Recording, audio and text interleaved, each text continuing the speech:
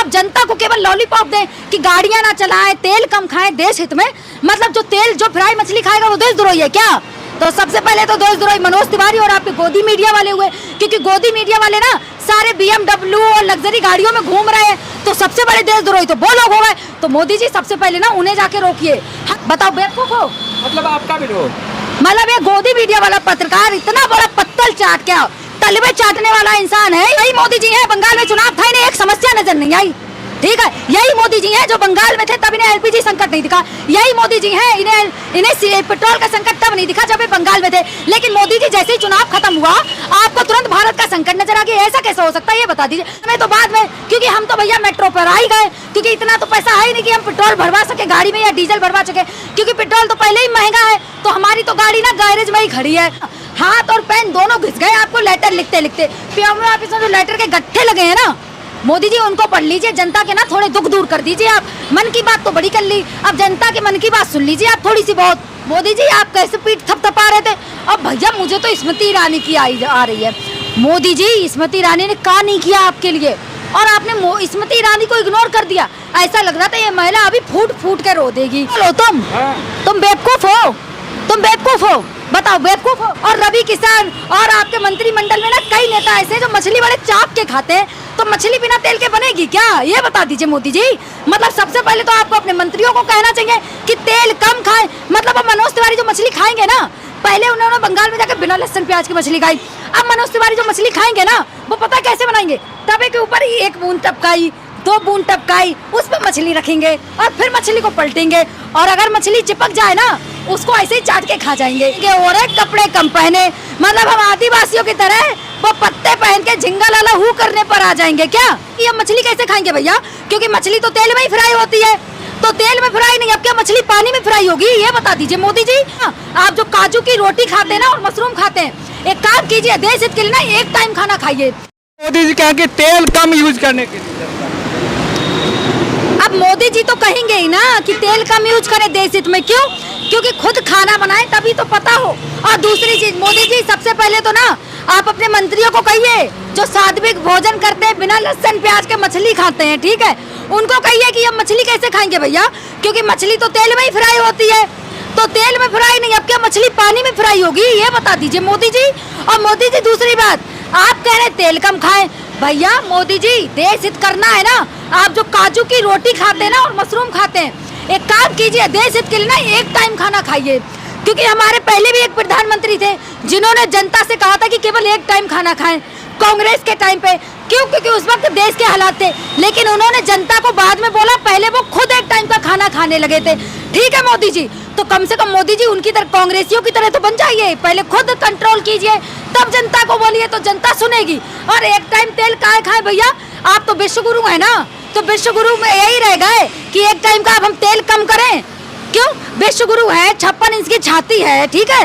अब क्या हुआ मोदी जी, आपकी छाती क्या 36 की रह गई है, जो आप ये जनता को कह रहे हैं कि तेल कम खाएं। मतलब अगले कुछ दिन बाद मोदी जी ये कहेंगे, भैया कपड़े महंगे हो रहे, कपड़े कम पहने, मतलब हम आदिवासियों की तरह वो पत्ते पहन के झिंगा लाला हु करने पर आ जाएंगे क्या ये बता दीजिए मोदी जी आपके कहने पर। क्योंकि आप तो कभी कहते सोना ना खरीदे, कभी कहते तेल का कम यूज करें, और ये बता दीजिए मोदी जी बिना तेल के चलिए सब्जी बन जाएगी, मछली बनेगी क्या बिना तेल के ये बता दीजिए। जो मनोज तिवारी और रवि किसान और आपके मंत्रिमंडल में ना कई नेता ऐसे जो मछली बड़े चाप के खाते हैं, तो मछली बिना तेल के बनेगी क्या ये बता दीजिए मोदी जी। मतलब सबसे पहले तो आपको अपने मंत्रियों को कहना चाहिए कि तेल कम खाएं। मतलब अब मनोज तिवारी जो मछली खाएंगे ना, पहले उन्होंने बंगाल में जाकर बिना लहसुन प्याज की मछली खाई, अब मनोज तिवारी जो मछली खाएंगे ना वो पता कैसे बनाएंगे, तवे के ऊपर ही 1 बूंद टपकाई, 2 बूंद टपकाई, उस पर मछली रखेंगे और फिर मछली को पलटेंगे, और अगर मछली चिपक जाए ना उसको ऐसे ही चाट के खा जाएंगे, क्यों? क्योंकि बिना तेल के तो मछली फ्राई होती ही नहीं है। और मोदी जी एक चीज और, बिना तेल के चिकन फ्राई बन जाता है क्या ये बता दीजिए आप। तो तेल जनता कम क्यों खाए, आप तो 56 इंच की छाती वाले हैं, आप तो विश्व गुरु है ना, तो तेल क्यों खा पाए। और मैं तो ये कहूँगी मोदी जी, जैसे ही आप बोले ना गाड़ियाँ कम चलाएं, मतलब हमें तो कह रहे हैं गाड़ियाँ कम चलाएं, खुद 6 देशों की विदेशी यात्रा पे निकल गए और खुद सुबह बोलते हैं गाड़ियाँ कम चलाएं। प्रधानमंत्री है तो नहीं चलाएंगे।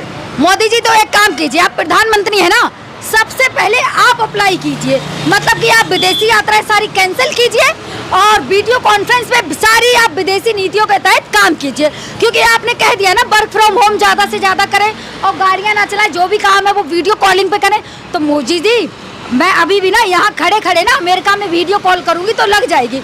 तो सबसे पहले तो आप जो विदेशी यात्रा पे निकले हैं ना, वो खत्म करके वीडियो कॉल पे अपना काम कीजिए और पीएमओ में बैठिए, क्योंकि जनता के ना हाथ और पेन दोनों घिस गए आपको लेटर लिखते लिखते।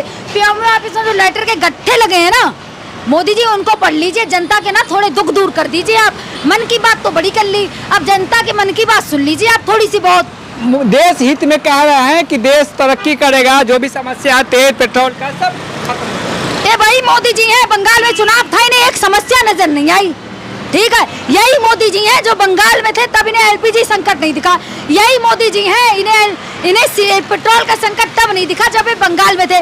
लेकिन मोदी जी जैसे ही चुनाव खत्म हुआ आपको तुरंत भारत का संकट नजर आ गया। ऐसा कैसे हो सकता है ये बता दीजिए। मतलब आप जनता को केवल लॉलीपॉप दें कि गाड़ियां ना चलाएं, तेल कम खाएं देश हित में, मतलब जो फ्राई मछली खाएगा वो देशद्रोही है क्या? तो सबसे पहले तो देशद्रोही मनोज तिवारी और आपके गोदी मीडिया वाले हुए, क्योंकि गोदी मीडिया वाले ना सारे BMW और लग्जरी गाड़ियों में घूम रहे हैं, तो सबसे बड़े देशद्रोही तो वो लोग हो गए। तो मोदी जी सबसे पहले ना उन्हें जाके रोकिए, हमें तो बाद में, क्योंकि हम तो भैया मेट्रो पर आ ही गए, क्योंकि इतना तो पैसा है ही नहीं कि हम पेट्रोल भरवा सके गाड़ी में या डीजल भरवा सके, क्योंकि पेट्रोल तो पहले ही महंगा है। तो हमारी तो गाड़ी ना गैरेज में ही खड़ी है। तो मोदी जी पहले ना अपनी गोदी मीडिया वालों को समझाइए कि गाड़ियां सड़कों पे ना निकालें, पैदल निकालें, और अपने मंत्रियों को कहिए कि भैया पैदल सड़कों पे चलो या फिर साइकिल चलाओ। नहीं, ये लोग साइकिल नहीं चलाएंगे। साइकिल इसलिए नहीं चलाएंगे, साइकिल चलाएंगे ना तो कहेंगे हम सपा पार्टी का प्रचार थोड़ी ना कर रहे हैं। तो एक काम कीजिए, राहुल गांधी ने पैदल पहले ही शुरू कर दी थी यात्रा, तो सारे बीजेपी के नेताओं को ना अब पैदल निकलना चाहिए, ताकि हमें भी तो पता चल जाए ना बीजेपी के नेता कितने बड़े देशभक्त हैं। मतलब अभी जो जिस तरह से बंगाल में जीत हुई बीजेपी का, ये हजम नहीं हो रहा है, जो कि आग उगल रहे हो। पहले आग उगल रही हूँ, और क्या? तुम जैसे गोदी मीडिया वालों को ना चप्पल लेके सही दौड़ाया जाता है। अब ऐसा लग रहा है किसी दिन ना मैं एडिडास के जूते से तुम्ही को ना दौड़ाऊं। क्यों? क्योंकि मोदी जी पहले तो आपको शुभेंदु अधिकारी बहुत बड़े वाले भ्रष्टाचारी नजर आ रहे थे। आप ही कह रहे थे ये लोग मेज के ऊपर से पेपर में लिपटा के काल वो भ्रष्टाचार का पैसा ले लेते हैं, फंडिंग लेते हैं। मोदी जी आप कैसे पीठ थपथपा रहे थे। अब भैया मुझे तो स्मृति ईरानी की आ रही है। मोदी जी स्मृति ईरानी ने क्या नहीं किया आपके लिए, और आपने स्मृति ईरानी को इग्नोर कर दिया। ऐसा लग रहा था ये महिला अभी फूट फूट के रो देगी। मोदी जी आपने स्मृति ईरानी के साथ अच्छा नहीं किया भाई। महिला तो महिला होती, चाहे विपक्ष में हो चाहे सत्ता में, महिला का अपमान भारत नहीं सहेगा, फिर चाहे वो स्मृति ईरानी ही क्यों ना हो। मिथुन चक्रवर्ती से मिल रहा था तो उससे क्यों मिलते हैं? पागल हो तुम? हाँ। तुम बेवकूफ हो, तुम बेवकूफ हो, बताओ बेवकूफ हो? अरे तुम बेवकूफ हो, तुम बेवकूफ चक्रवर्ती से मिले, गले मिले उनसे, तुम बेवकूफ हो, स्मृति ईरानी से क्यों मिले? तुम बेवकूफ हो, बताओ बेवकूफ हो? मतलब आपका भी लो, मतलब ये गोदी मीडिया वाला पत्रकार इतना बड़ा पत्तल चाट क्या तलबे चाटने वाला इंसान है, ये कह रहा है स्मृति ईरानी से क्यों मिले। पता भी है स्मृति ईरानी मंत्री रह चुकी हैं, मंत्री का हार गई ना, खुद को अपना सीट नहीं बचा पाई तो क्या हार, मंत्री रही। सही बात है, तुम्हारी औकात ना कुत्ते से भी गैर गुजरी है, ठीक है। क्यों? क्योंकि एक मंत्री अगर एक महिला रह चुकी ना तो उसका पद सोच लो कितना ऊंचा होगा। वो मंत्री रह चुकी है, महिला बाल विकास मंत्री रह चुकी है, ठीक है। हार गई ना बाबा। पागल हो क्या तुम? पागल हो तुम? पागल हो तुम? सही बात है, तुम जैसे गोदी मीडिया वालों को ना जो लोग जूते लेकर दौड़ाते हैं ना, सही दौड़ाते, क्योंकि तुम तो तलबे चाटू आदमी हो। क्योंकि तुम्हारी तो जो है में मोदी जी ने गरम कर रखी है ना, तो तुम तो कहोगे ही ना कि क्यों मिले। पता भी है एक मंत्री महिला का अपमान कितना बड़ा अपमान होता है, पता है तुमको। और स्मृति ईरानी ना एक मंत्री रह चुकी हैं, चाहे वो महिला हो मंत्री, चाहे सत्ता में हो चाहे विपक्ष में, महिला का अपमान ना कभी भारत नहीं सहता, ठीक है, इतना याद रखो। सीता का भी अपमान हुआ था ना तो सारी दुनिया ना सड़कों पे आ गई थी, और उसके बाद जब जब महिला का अपमान होता है ना पूरा भारत ना सड़कों पे आ जाता है। कभी भारत को ना महिला का अपमान सहन नहीं होता, इतना याद रखो। और स्मृति ईरानी तो ना मंत्री रह चुकी हैं, ठीक है, तो मंत्री का अपमान भारत कैसे सह ले। चाहे अब हारी हो या जीती हो उससे फर्क नहीं पड़ता, मंत्री तो थी ना, मंत्री थी ना, इतना तो पता है ना तुम बुड़बक आदमी को, मंत्री थी ना। मतलब एक मोदी जी उस महिला ने क्या नहीं किया आपकी पार्टी के लिए। सड़कों पे सिलेंडर लेकर वो नागिन डांस करी, महंगाई डायन उसको खा गई, और आज आपने सत्ता के गुरूर में उस महिला को इग्नोर कर दिया जिसने आपके लिए क्या नहीं किया, ये बता दीजिए मोदी जी। अब मैं तो अब स्मृति ईरानी से कहूँ, भाई स्मृति ईरानी जी, शर्म हया है ना, आप एक महिला है ना, बीजेपी पार्टी से रिजाइन दे दीजिए।